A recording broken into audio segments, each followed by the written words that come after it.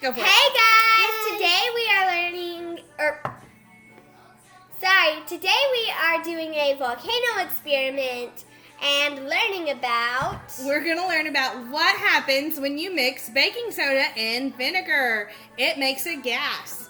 And when you make it go through this little bitty hole, it might explode. and not the gas that comes out of your bottom.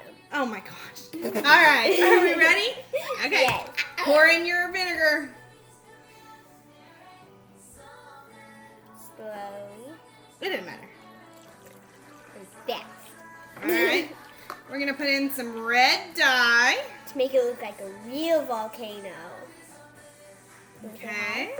Hi. Hang on. Not yet. All right. No, that needs to be in. Now we're going to dump our baking soda. Oh, hurry. I'm scared. Oh my gosh! Whoa! It's orange! Did y'all see that? Why is it orange? So maybe we didn't put enough red dye, and so that's why it turned orange. But hey, that's okay. We got the explosion that we were wanting.